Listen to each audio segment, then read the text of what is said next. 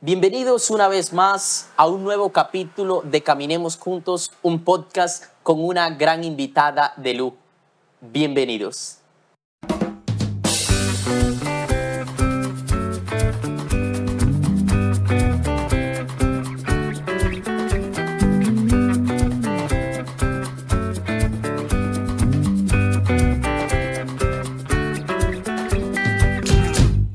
Sandra, muy amable, un placer tenerla por acá en estos podcasts que tengo yo, de verdad, es un placer tenerla aquí. Para los que no sepan quién es Sandra, fue Titán Caracol, también sufrió un secuestro, pero entonces aquí tenemos a Sandra y le agradezco de verdad por esta gran invitación. Entonces, comencemos, Sandra. Si usted le preguntara yo en 30 segundos quién es Sandra, ¿usted qué me diría? Sandra es una mujer villavicense, apasionada por su tierra, por su Colombia, optimista, creyente de Dios, inamovible esa creencia en mí, capacitada para poder entregar lo mejor de mí en cada proceso, madre, esposa, abuela, hija, hermana, una villavicense muy querendona de su tierra. De corazón. Listo, Sandra. Comencemos por su niñez. ¿Dónde nació usted, Sandra? Yo nací aquí en la ciudad de Villavicencio, Sí. la séptima de un hogar de 8 hermanos. Tuve el privilegio de nacer en ese entonces, Clínica Santa Marta. Santa Marta. Que se vino transmutando y transfigurando su nombre, pero allí nací yo, un 22 de noviembre del año 1967. Listo, Sandra. Un episodio de su infancia que usted diga, me acuerdo esto lo tengo marcado en mi vida y que ese recuerdo la acompaña de su infancia. De pequeña tengo un recuerdo muy bonito y es que nos gustaba venir a bañarnos ahí al caño que pasa por el Parque de la Cruz. Sí. Hoy conocido como el Parque de la Cruz. Sí. Antaño era el Parque de los Burros porque eran unos burros en concreto. Sí. Son cosas bonitas de la infancia, como esa poder circular la ciudad y disfrutar las cosas naturales de la ciudad sin el peligro de contaminación y sin el peligro de todo lo que se presenta hoy día de inseguridad. Sí. Y cosas duras, difíciles, como la angustia de querer salir adelante, de querer estudiar, pero por las condiciones económicas eso era algo inviable en ese momento de la vida y era algo que sí, incluso tratar de decirlo era algo así como una utopía, como un atrevimiento máximo por las condiciones económicas. Listo. ¿Algún momento de su juventud dónde estudió usted? Yo estudié la primaria en la Francisco Arango, hoy Institución Educativa Francisco Arango, y posteriormente inicié mi preparación de bachillerato en el INE Luis López de Mesa. Allí cursé hasta 10º semestre y terminé en la Sabiduría Nocturna. En la sabiduría de las monjas. Sí, señor. De las monjas. Sí, señor. Listo. ¿Algún episodio relevante de su juventud que usted diga, me parece interesante esto que pude vivir en la juventud, o se arrepiente de algo que pudo haber hecho? Pues a esta edad decir que me arrepiento, no tengo nada de qué arrepentirme. La historia se escribió en los términos y condiciones para el momento. Que si hubieran podido hacer cosas diferentes, quizás sí, pero la condición que se dio en ese instante fue así. Y no me arrepiento porque de allá atrás vienen muchas cosas también muy buenas y muy bonitas. Entonces no querría cambiar nada. ¿En su etapa de juventud se enamoró? ¿Tuvo novio? Bueno, yo soy una mujer con una vida un tanto atípica y la atipicidad está en que fui demasiado acelerada para mi edad. Yo como que me brinqué etapas. Sí. Eso implica que me embaracé muy joven, obviamente sí, muy enamorada. De hecho, tanto que tuve 2 hijos de esta persona. ¿A los cuántos años quedó embarazada? Tenía 17 años cuando me embaracé y el niño nació cuando apenas había cumplido los 18 años. 18. ¿Y alcanzó a terminar su estudio o le tocó posponerlo? No, yo no pospuse. Yo embarazada, por eso me pasé a la nocturna, muy especial el tema porque pasé a un colegio de monjas que me atendieron, me recibieron y me permitieron terminar mis estudios de bachillerato allí. ¿Sus papás, cuando usted salió embarazada, cómo lo tomaron? Bueno, obviamente, pues no es lo ideal que quiere un papá y una mamá, pero jamás me dieron la espalda y me apoyaron 100%. Papá ha sido una mente muy abierta, un hombre con una capacidad de mirar el mundo de otra manera, siempre con un avance diferente. Pero eso es interesante, que haya apoyado en eso. ¿Y su segundo hijo a los cuántos años lo estuvo? No, mis hijos mayores se llevan el uno y otro aproximadamente 20 meses de diferencia. Sí, Eso fue porque algo muy rápido. sí. Y actualmente con el papá de esos niños, ¿usted se separó? Eh, bueno, vuelvo y te repito, mi vida es atípica. Sí, No, la tipicidad en mí no se da, yo soy atípica. sí. De hecho, él es un hombre muy mayor, desde hace algunos años, tiene problemas de salud, estuvo muy complicado sus temas de salud y me he dedicado a cuidarlo y a ayudarle a superar estos temas sin que ello quiera decir que tengamos una relación. Obvio que a mí me estigmatizan y me enfrascan en que como así, que tiene dos esposos, doña Sandra, los dos esposos, pero no es tal, no es tal. Es un ejercicio serio, juicioso, surtido desde las bases cristocéntricas que me acompañan, donde uno debe tener misericordia, piedad y amor por el otro. Es decir, que usted a su novio con el que tuvo sus dos hijos, usted lo ayuda actualmente. Por supuesto, toda la vida nos hemos ayudado Ah, se han mutuamente. ayudado. Y Sí, tiene su esposo actualmente sí, actualmente. señor. Él no le pone problemas que usted ayude a su pareja que tuvo al comienzo. De hecho, tanto no pone problema que él me ha ayudado a atender Ah, al papá de mis hijos. le ha Claro que ayudado. sí, porque cuando uno tiene en la vida claridad, respeto, lealtad y las emociones en orden, pues no hay tropiezo, ni hay problema, ni hay disyuntivas, ni hay disensiones por este asunto. Ah, pero es algo hasta bonito y interesante que él incluso ayude también a ayudar, ¿cierto? ¿Sus hijos actualmente dónde están? Mis hijos residen aquí en Villavicencio, por lo menos 3 de ellos. Está mi hijo mayor, que es arquitecto, Iván Mauricio Vaquero. Está Claudia Fernanda, que es la segunda, es economista. Hoy día tiene una empresa junto con su esposo llamada Caseta Producciones. Se dedican al mundo de los eventos. Está Juan David Jaramillo, que es mi tercer hijo. Él es abogado, se acaba de recibir hace 15 días de abogado en la Santo Tomás. Y Sandra Camila, que vive en Cali.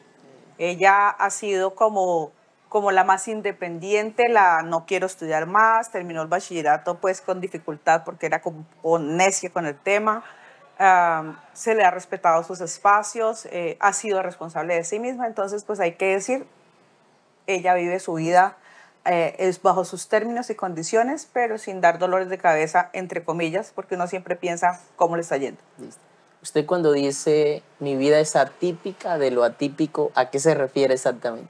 Pues yo digamos que no fui como esa niña de terminar el bachillerato, poderse seguir preparando, porque económicamente eso no era viable dentro del contexto socioeconómico que yo me desarrollé en mi hogar paterno, materno, y digamos que yo no fui chica de novios, la persona que conocí, una vez tuve el bebé, eh, y eso es atípico. Digamos que la gente siempre lleva una etapa, yo no fui de etapas de rumba, de fiesta, no, no. Yo fui un producir, un hacer, un ir, un venir, un tomar decisiones, cambiar decisiones, hacer la vida, buscar. Yo era una buscadora del horizonte porque pues, no quiero que suene esto prepotente, pero la verdad yo sentía que el mundo era muy pequeño para mí. No había conformismo en mí. A mí todo me parecía que uno podía hacer más, que uno podía ir a más. Era como ese ímpetu, esa pasión por hacer cosas. Y pues finalmente era incomprendida, porque pues digamos que yo no, vuelvo y te repito, yo no era la típica chica de, bueno, entonces si hicimos el hogar y vamos a lavar, a planchar. No, yo sentía que era un desgaste, que yo podía dar más y no quería quedarme ahí. Hablemos un poquito, usted estuvo secuestrada. Sí, señor. ¿A los cuántos años la secuestraron? 32 años. 32 años. ¿Dónde estaba específicamente? Bueno, en esa época con mi esposo actual, habíamos puesto una firma constructora. Básicamente era como que queríamos meternos en el mundo de la construcción, toda esta cuestión. Y nos salió un contrato en el municipio de Vistahermosa Meta, siendo esto zona de distensión. Y el contrato consistía en hacer 100 viviendas prefabricadas en varias veredas de ese municipio. En el desarrollo del contrato se termina la zona de distensión y terminada la zona de distensión en el mes de febrero, hacia el mes de abril, fui víctima de secuestro en San Martín de los Llanos en el mes de, como te digo, de abril, ¿no? ¿Por qué la secuestran? ¿Cuál es la razón? Bueno, el contexto que se vivió en ese momento de zona de distensión fue complejo, con la complejidad que requiere la estigmatización de los territorios. Sí. Entonces, digamos que quienes nos movíamos y nos desplazábamos dentro de ese sector de municipios de distensión, éramos homologados como o guerrilleros o auxiliares de la guerrilla. Cuando termina la zona de distensión, digamos que como que se quita ese sistema de gobierno extraño que había ahí en esos 5 municipios, que era un sistema, digamos, autoritarista, donde usted tenía por obligación que hacer mandatos, que tenía que obedecer unas normativas que ellos se habían colocado dentro del territorio. Entre esas, por ejemplo, usted no podía pelearse porque te iban a multar, tenías que tener unos comportamientos probos y adecuados de convivencia, porque si no todo eso podía conllevar en multas, castigos y destierros. Cuando termina la zona de distensión, como que se rompe todo eso, todas esas barreras que existían de enemistades y esta cuestión. Ya no había quien trancara las peleas. Entonces las personas se dedicaron las unas a hablar mal de las otras y como a entrar en esas retaliaciones y desquites. Yo no fui la excepción. Tristemente yo no fui la excepción. Y digo por qué tristemente, porque realmente yo no sabía, vine a enterarme en el secuestro que me había ganado un enemigo. Y yo quería entender por qué tenía un enemigo que no le servía que me fuera o que me insultaran, sino que me quería muerta. Y ese enemigo me lo gané precisamente por el contrato que yo estaba desarrollando, que era un contrato bastante interesante en cuantía para aquella época, y parece ser que fue el sentimiento de envidia que los motivó a decir que yo era auxiliadora de la guerrilla del Frente 27 de las FARC. Entonces a mí el secuestro que me causaron fue con miras a investigarme y a sacarme la información que yo pudiera tener respecto a ese ejercicio que presuntamente hacía según las acusaciones que se me habían indilgado en ese momento a mí. ¿Se la llevan a usted y a su esposo no? No, porque yo en ese momento, ¿cómo trabajábamos? Yo trabajaba todo lo que era la zona, en el manejo de las obras que estábamos desarrollando, y mi esposo se encargaba de todo lo que era la parte administrativa y de suministros desde aquí de Villavicencio. ¿Cómo es ese ambiente del secuestro? Pues padre Jeffrey, yo sí le voy a decir algo muy respetuosamente. El secuestro es uno de los crímenes que causa angustia, es un vejamen, una ignominia. Yo creería que es la condición de minimización de la dignidad del ser humano.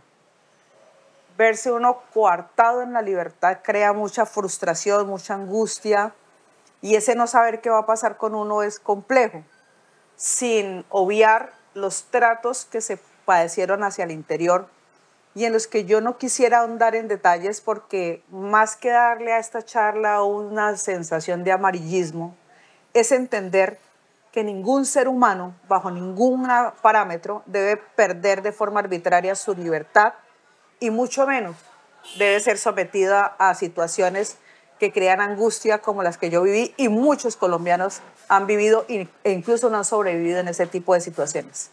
Un día, ¿cómo lo vivía en ese secuestro? ¿Qué tenían? ¿A qué hora se tenían que levantar? ¿O tenían que...? Un día era solo angustia. Yo particularmente yo, no dormía muy bien, no estaba muy bien, no tenía condiciones dadas, no me daban ganas de comer. Mi angustia era un punto de que yo sentía que qué va a pasar con mis hijos, qué va a pasar con mi esposo, qué va a pasar con mis padres, si me van a matar aquí, cómo hacer para que mi cuerpo sea encontrado y los seguros que yo tenía de vida pues ampararan las condiciones económicas de la familia. Pero también algo muy especial que pienso que es muy importante entender y fue hoy, yo puedo decirte que fue un trato de Dios conmigo. Porque si bien es cierto, mi esposo y yo caminábamos un camino cristiano, porque mi esposo es un hombre de muchísima fe, yo allí a través de todas esas angustias no tuve más que hacer sino aferrarme a Dios. Es decir, si había alguna duda, mejor que ya no la hubiera, porque no tenía otra vara de qué asirme. Los pensamientos de familia, de esposo, de persona, no eran suficientes para darme el valor de sostenerme en todo lo que me estaba sucediendo, así que no quedó sino asirme de Dios.